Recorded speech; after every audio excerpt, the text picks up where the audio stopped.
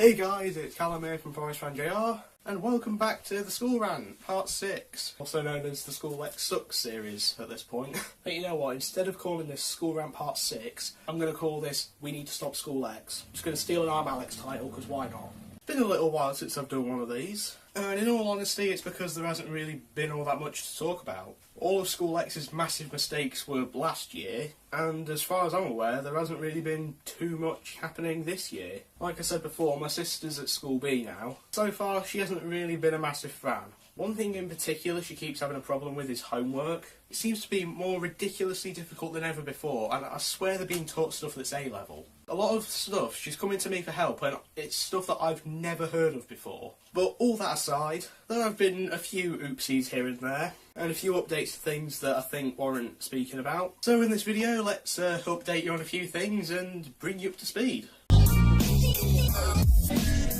Okay, so you may remember that I wasn't the biggest fan of the planners they brought out last year. Well, this year's planners have improved a bit.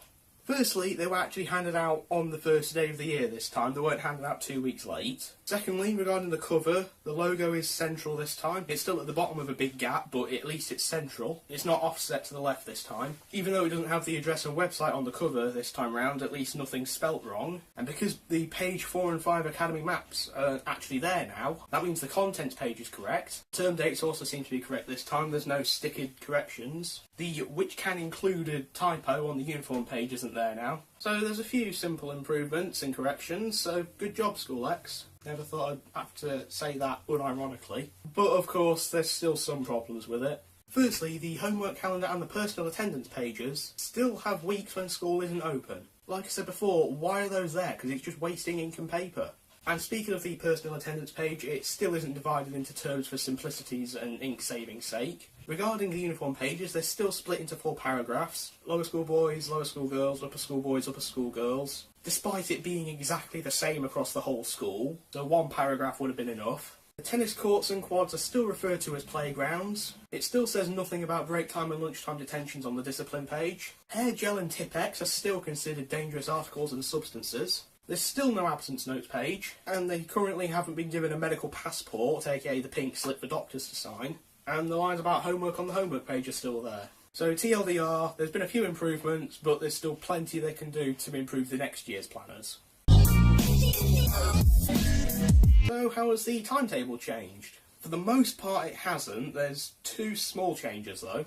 Firstly, break time is now 15 minutes for everybody, and everybody goes home at 3:15. So now nobody gets to leave 5 minutes early just because they're in a lower year group. I still think break time should be at least 20 minutes for everybody, but at least this time round it's all fairer and you don't get to go home or go on break early just because you're younger. Secondly, remember the lunchtime and lesson 4 swap around thing? Well, that's still a thing for some reason, but the year groups it revolves around have changed. So now it's year 7, 9 and 10 who have lunch first and then lesson 4, while years 8 and 11 have lesson 4 then lunch. I still don't agree with it being that way. It should be everybody has lunch at the same time and everybody has lesson 4 at the same time. So School X, if you could, kind of fix that for next year, that'd be great. My sister also had a small issue when she first got given a timetable at the start of the year. It didn't tell her where her PE lessons were. What I mean by that is all the other lessons had the rooms they were in, on the timetable. But for some reason, PE didn't.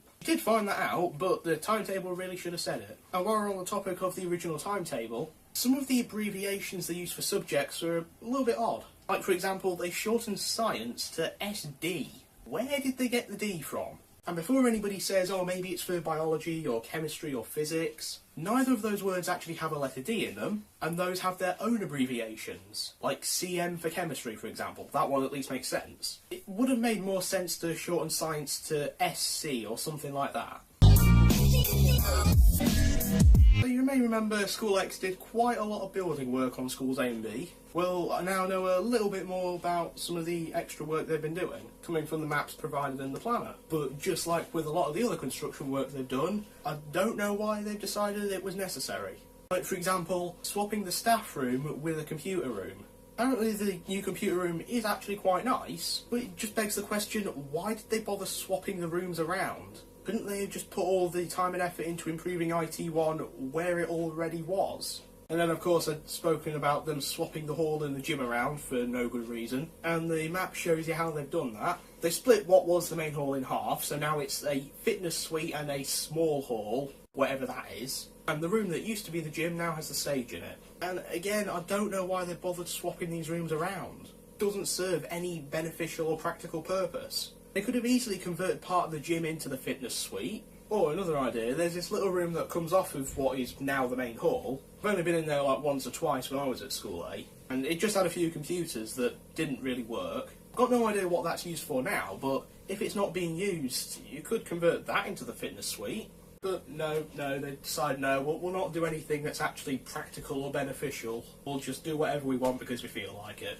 And in addition to that, a very, very recent change, one I only noticed the other day, which will probably be maybe last week by the time this goes up, they put up a flag at School A.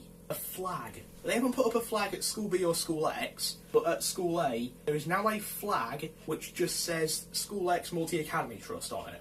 So just in case you didn't get the message that School A is now run and owned by School X Multi-Academy Trust, it's now on 2 signs at the front, it's now on a giant sign that's going across the front of the sports hall, and they've now also got a flag saying it. Now, on September 11th, the local paper released an article. In short, it was basically explaining the School A and School B merger was officially complete, and it featured a 2-minute video where 2 Year 8 students, the principal and the CEO were all interviewed. Now, I can't play the actual video because they're standing right in front of reception with the giant reception sign saying Town Academy behind it. There's not really any way I can censor that effectively with my limited editing skills. I can't even figure out a way to get the audio version of the video, so I'm just going to have to explain bit by bit how the video goes. So it opens with some students walking out of the main reception asking how the school day went. One of them says that it wasn't so bad and I had double French. So this opening shot is designed to look as though they're leaving school at the end of the first day of the year, but it's obvious that this is a staged clip, and there's a few giveaways to that. Firstly, they're walking out of the main reception to leave when you're not allowed to do that. Secondly, there's no signs of any other students leaving the school. If you were allowed to leave through reception, there'd be more than 6 of them leaving.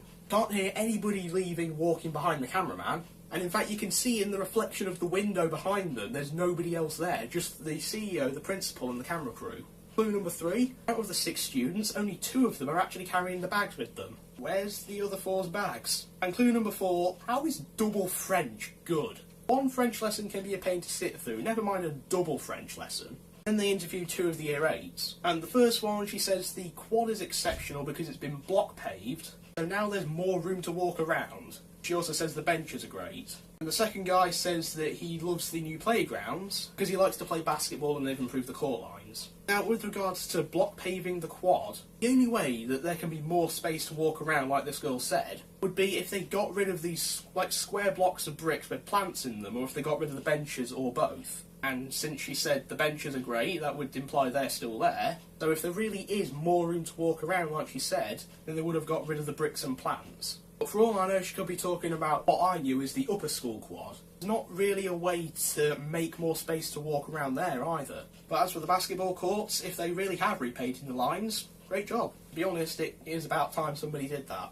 Then the principal makes a comment saying it's been a pleasure to welcome the Year 7s to the new Town Academy. It's been a great day for everybody. Says that all the kids have gotten along well and they're enjoying all the new facilities and resources. To be honest, there's nothing really to comment on there. It's just a generic thing saying everyone's enjoying it, it's all going great. That is questionable at best, but let's just move on. This is the part where it made me want to punch the CEO in the face when I first heard it. The first thing he said, he straight up said that School A was one of the worst sites they had ever had to deal with.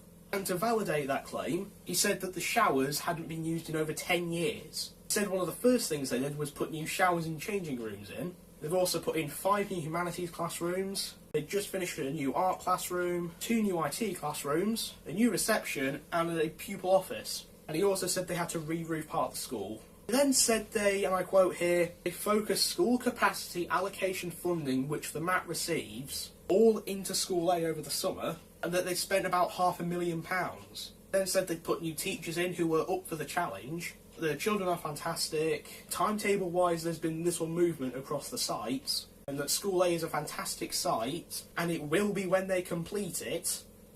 And he said that they'd finish the School B refurbishments by Christmas. Firstly, CEO, how dare you say that School A was the worst site you've ever had to deal with? How can you get away with saying something like that publicly?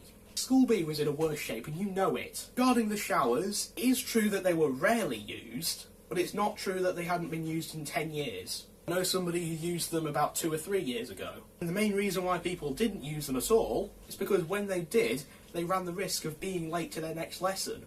So if the showers still aren't being used now, that's probably why, School X. Not to mention, the new changing rooms and showers wasn't one of the first things you did. You officially took over in 2017, you didn't even start working on the changing rooms until July 2018.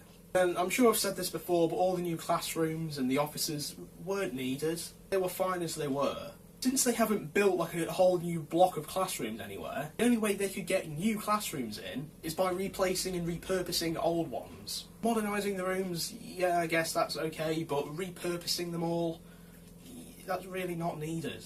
And as for which part of the roof got re-roofed, he didn't specify. But based on my understanding of events, I can make an educated guess. It was probably the room that used to be the gym but is now the main hall. Like I said in the Year in Review series, there was a short period of time where the gym roof was leaking, which was probably just a result of heavy rain, and around that same time there was scaffolding in the corner. I don't know of any other roof-related issues, so that's my best guess. And then the school capacity allocation funding and the 500k on School A. Well, let's do a quick bit of maths. From what I can tell, school capacity allocation funding is just the money schools get given per pupil. And according to Boy in a Band in August 2016, schools get around £4,000 to £9,000 a year for each student. There's over 330 students at School A, according to the article. So we'll multiply 4,000 and 9,000 by 330. That gives us somewhere in the region of £1.3 million and £2.9 million.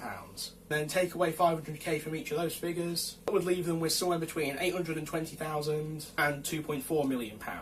That still leaves them with a fairly large chunk of money to spend on pupils. So what do they do with all of that? Is it used to pay for additional resources? Is it used to pay salaries? There's no way all of that is going to void. Somebody must be claiming it and using it for something. When it comes to putting new teachers in, do you mean you forced out the old teachers who didn't agree and comply with what you said to replace them with your own unqualified teachers? Because based on my information, that seems more accurate. And in addition, you still haven't finished the School B refurbishments. There were still refurbishments going on in January, and there were still refurbishments going on into February. In fact, when I wrote this at the start of February, there were still a few rooms that were being refurbished at School B. Meaning, the CEO was wrong when he said it would be done by Christmas. Could chalk this up to overestimation, I suppose. So that's the video broken down. But the article itself mentions a few extras. The article also says that there's, in addition to what the CEO mentioned in the video, new playgrounds, sports courts, fencing, doors, windows, an academy hall, revamped corridors and an IT system.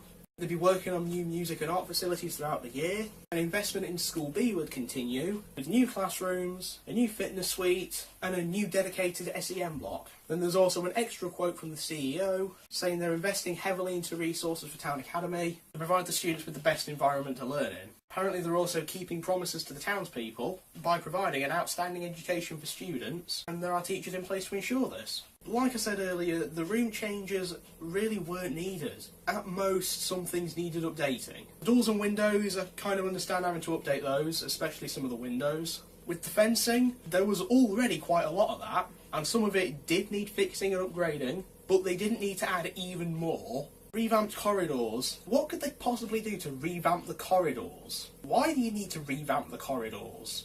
Then playgrounds and sports courts. Could have sworn you considered those the same thing last year. And then the Year 8 girl in the video referred to it as the quad and not a playground, which you've also referred to it as. Which is which? Is it a quad? Is it a sports court? Is it a playground? Is it all of the above?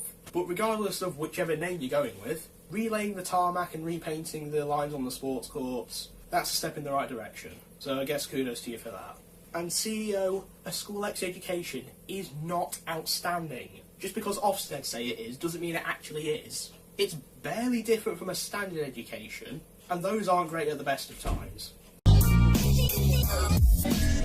If you've seen my previous School X videos, you may be aware about the situation regarding Town Academy 6th form. TLDR for those who don't know, School X promised that Town Academy would have a 6th form ready for the 2018 to 2019 school year. May 2018 they announced they couldn't do it because there weren't enough people applying, so it wasn't financially viable, and the council asked them to reconsider, but SchoolX ignored them, and they said that the sixth form would be good for the 2019 to 2020 school year. And that was where we left off. But then in January, we got the news that the sixth form wasn't happening, for the same reasons as before. And on top of that, the same councillor from last time called them out again for the same thing. Now, when this story first broke last year, I gave SchoolX the benefit of the doubt, but I agreed with the council that SchoolX needed to communicate with them better. Since then, I've come to the realisation that it's more about money for SchoolX than it is about giving students a good education. And that's especially so in the case of the CEO. It's just become more clear to me that the CEO cares more about making money than teaching kids effectively. And as you'll find out later in the video, I'm not the only one who's realised this.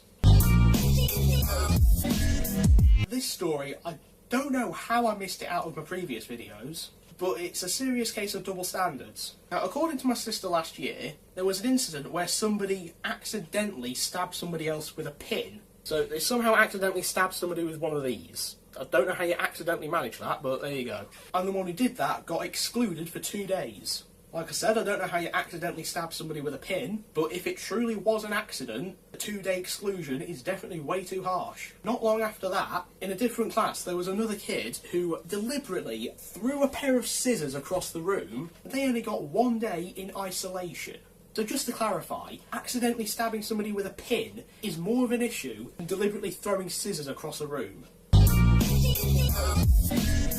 This story comes from one of my friends at a youth group from a few months ago. He brought a Lego minifigure into school. I don't know which figure it is, this is just the first one I grabbed. But his minifigure got confiscated. That alone is kind of bad, but guess how long it was taken for? If you guessed 5 days, then you'd be correct. And remember, 5 days is how long they confiscate phones for. So that also means that in SchoolX's mind, a Lego minifigure is as much of an issue as a mobile phone. But then it gets worse. It turns out those 5 days of confiscation are 5 working days, meaning Saturdays and Sundays don't count. So that means if you get something confiscated on Friday, like my friend did with his Lego figure that got taken from him on Friday, you don't get it back until the following Friday, which basically makes it a 7-day confiscation, not 5 days. How can you possibly justify taking one of these for more than 1 day? It's not causing any harm. Now, if you watched a year in review, you'll know about the situation regarding locker refunds. That story itself isn't relevant to this point, so I'm not going to repeat it here. If you're interested, go watch a year in review part 3 for that. But as part of my dad and I trying to find a solution to that problem, after he picked me up from college on October the 5th, we stopped by at School A to get some answers. And while there, I got a chance to see the new car park and the new reception. Now, the changes to reception, the main thing is the walls are too bare. School A at least had a few certificates and a TV on the wall playing the news, but now there's nothing. Other than that, it's just okay. There's not really much else changed there. As for the car park though, here is a sketch of what it used to look like when I was there. As you can see, 3 rows of spaces to park. And here's a sketch of what it looks like now, 2 rows of spaces to park. Who thought that was a good idea? At least they did do something good, and they put in a disabled spot. Just a shame they stuck it in the corner furthest from the entrance. And even though that disabled spot is the closest to the buses, there's fencing there, meaning you've got to go around to actually get from the disabled spot to the buses if that's where you're trying to go. So yet again, 1 step forward, 2 steps back. And on top of that, remember the plaque that was taken down because it had the incorrect name? Well, that's outside reception, and when I was going in, I got a chance to see what's there now. There was no replacement plaque. In fact, it's been replaced with a sign saying reception with an arrow pointing to the reception. This is right outside reception, which itself has a giant sign above the door saying reception. So that means in the 5 months between them taking the plaque down and me visiting in October, they hadn't replaced the plaque with a new one that just said Town Academy instead of School A. They may have sorted it out since I visited, but come on, School X, seriously. If you follow me on Twitter, you may be aware that back in December, I emailed the Year in Review series to School X. And that was in the hopes of them seeing it and actually responding. I did spell the emails wrong the first time round, but I noticed, corrected it and sent it off to the correct emails, which are publicly listed on their websites. I sent it to the one listed on the School X website and the Town Academy website. I even went out of my way and took the time to structure it professionally, thinking they'd probably read something that looked more professional. Now, it was December 19th when I sent it to the correct addresses for the first time, and they never responded. I was willing to cut them some slack because that was 2 days before the Christmas holidays. So on January the 10th, I sent them a second email telling them I sent them something before Christmas and go back and check. They never responded to that either. So on January the 17th, I sent them a third email. I copied the original message and pasted it into that, saved them having to go back and find the original. And again, I requested them to read through it and respond. But did they respond? No, they didn't. And to this day, they haven't responded to any of my 3 emails. I did tell them I'd send them another email on January 24th if they didn't get back to me, but I kind of forgot about that, and I haven't sent them an email since January 17th. Now, after this video goes up, I'm going to send them another email with this video attached. If they don't at least reply saying, we've seen this email, I'm just going to have to assume that they're either ignoring me or they don't check their publicly listed emails. This is another thing that I'm surprised I haven't mentioned yet, considering I found out about this about a year ago. But SchoolX actually have Twitter accounts. To be specific, they have 11 Twitter accounts. There's one for the Multi-Academy Trust, SchoolX itself, School C, School D, School E, School F, School G, Town Academy, School A, which is known as Town Academy North, School B, Town Academy South, and the Town Academy Sixth Form. And the main problem with this, besides them having 11 accounts, well, the SchoolX and the School C accounts were made in 2011. They have not tweeted anything. The Multi-Academy Trust and School F accounts, they were created in 2015 and have also not tweeted anything. School D, School G, Town Academy Sixth Form, School A and School B accounts were all created in 2018 and they have also never tweeted anything. In fact, the only one that has tweeted something was the School E account in July 2015, which was about a month after the account was made. And you'd think it would be them talking about something going on at the school, but no. Of all things, it was them talking about who they thought was going to win the World Series. And in addition, only the Multi-Academy Trust, School F and School X accounts have profile pictures, and only the School X account has a bio. My question is, why have they set up all these accounts if they're not even going to bother using them? They do have some people there who see what they have to say, and it would provide another way to communicate with everybody better. And in fact, School A had their own Twitter account that they created in 2012, and it was in use until July 2017 when School X took over. Something I covered in the Year in Review series was the reviews on Google. However, I only mentioned how terrible the overall ratings were. I didn't actually read any of the reviews. So let's give them a read. Full of units from the north. 10 out of 10, would not smash. Worst school, would rate 0 if I could. Don't send your kids here unless you want them to go to a job centre and go on benefits. No. Just no. Oh, here we have 3 1-star ratings in a row. One word sums up this school. Rubbish. This place is god-awful. Bad. Way too strict and stupid. That bottom one was me, I'll be honest. The school is disgusting. Got took over and still no better. The teachers do nothing but shout at the students. Oof. Gave me chlamydia. Was an amazing school before School X Multi-Trust gained control. So as you can tell, people don't really like School X. But Google's not the only place where people have complained. So after I followed the local paper on Facebook, I started reading comments on their articles about School X. And I also searched for some School X related comments on Twitter. And I found quite a lot of people who, to put it nicely, don't like School X either. Most of these comments come from the Sixth Form story, which I mentioned earlier. So let's read some. This Mr. CEO needs to be investigated. Something isn't right. He basically saying, sod the kids, line my pocket. You only need to Google his name to see what he's been in trouble for before. It's disgraceful. A classic example of what happens when a business is in charge of your child's education. Profits first, children second. What this really means is Mr. Head and his cronies can't fulfil their obligations under the moral agreement they made to the youth because they are incompetent and overreaching their ability. And of course, it's the let's have more money to line our pockets shuffle, isn't it? Don't matter what the council do, CEO will still win as the council have got no balls. Look at what he did to all the clubs that use the school facilities. The council should have jumped in then and put the jumped up little in his place. What do you expect when you sell town down the river through greed? It's time he took back control of both sites in the town and sent him back to School X. Was never welcomed in the town and in destroying a generation. Is there anything that can be done to make them open it and do what they said they would do? Why can they be allowed to say one thing and do another? What sort of impression does that set for the kids? This should be about giving our children a good education, not making money. An online salary report states the CEO is earning £185,000 to £190,000. That's over £3,600 a week. Well, I can clearly see where budget cuts can be made. Apparently 7 kids walked out before Christmas because they won't sort the physical bullying out. I know this because my niece is one of them. That's awful. I know, a few have left just after Christmas as well. The teachers are letting the bullies get away with it. It's always been his intention. I still can't believe the council allowed this situation to occur where parents have no choice but to send their child to a School X mat school. Not surprised one bit. It is a business and only cares about profit and not our children. The academy system doesn't work since it focuses too much on the profitability of schools, which shouldn't be profit-making institutions. It's an ideological disaster forced by the Tories. I had to homeschool my daughter and remove her from the academy because of bullying by a teacher. We complained, but they are self-policed, so got nowhere, and they still receive... Don't know where this guy was going with that. Shows what happens when you allow a shyster like the CEO to muscle in on your schools. Look at this disgrace. Not content with taking over all provision in town, now this. Typical CEO. Education being run like a business, complete with takeover bids. An aberration.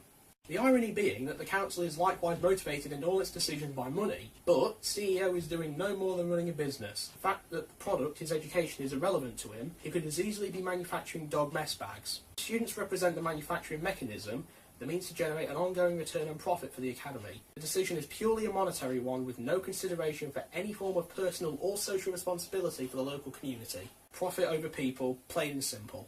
What did you expect? Look at how it's run, not to mention the wages he pays some people. My daughter is only 8 and has another 2 years at a primary school. I dread the day she has to attend School X. The stories I've heard are horrendous. Why send her to School X? Why not School B or School A? School X own both. You start at one and finish at the other. So why do more than one secondary? What is wrong with going to just one? School X is owned by a businessman. It's all about the money. So how long are they at each one, and do they split it between all 3? I think year 7 to 9 at one, any year 9 to 11 at other, just between 2. What is the point? Effing pathetic if you ask me.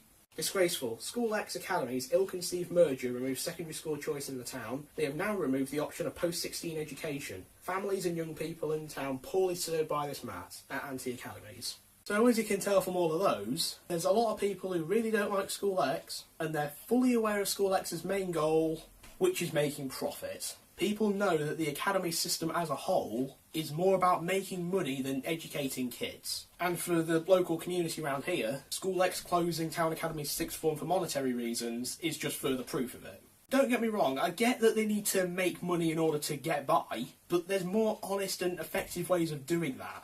CEO, if you're watching, which you're probably not, because you're probably ignoring me again, people would be more accepting of your overpaid salary if you actually provide a quality education, and if you actually provide the quality services at all the schools you own, and as long as all those quality services are benefiting the students rather than yourself. If you did that, you might actually have people who like you. Because from what I've seen, CEO, no one likes you around here. Nobody wants you here. If you actually provided quality services, they might be more accepting, but you're not doing that. You're prioritising money over everything else, hence why no one likes you and no one wants you here. It's just getting harder and harder to disprove that academies care about money more than students. Mr. CEO, remuneration £190,000 to £195,000. How is your salary still going up? The Education and Skills Funding Agency themselves told you, lower your pay no more than 150k. Sounds like a pretty cool bar for a diss track, actually. And that staff trustee from last year, who only earned 15 to 20k, apparently earned nothing this year. So, in conclusion, School X are still doing oopsies. Not quite as many as they'd done at this point last year, but there's still some oopsies there. And by this point, a lot of people have caught on that School X aren't as great as they claim to be. Of course, I'm going to keep my eye out for anything. If anything does happen, I'll be sure to let you know. I can't guarantee if there's going to be another School X video or not. It kind of depends on how much happens. But follow me on Twitter, I'll be sure to keep you updated with anything I hear there. To be honest, I was going to do a diss track for the end of this video, but if I decide to do that, I'm going to end up delaying this video even more than it already has been. It's already been delayed by a week by my neighbour having a new bathroom installed. But anyway, thank you for watching. Hope you enjoyed. Like if you did, subscribe if you're new, and goodbye.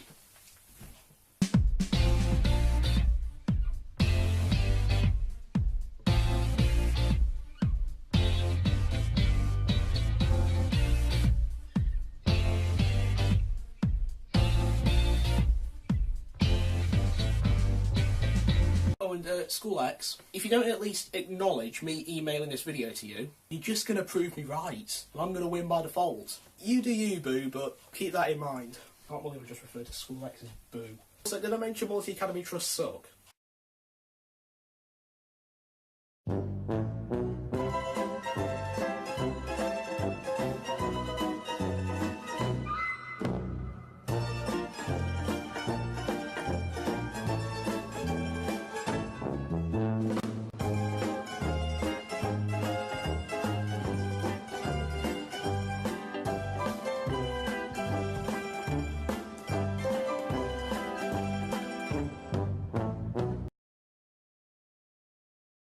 Firstly, the homework calendar and the uniform attendance. Uniform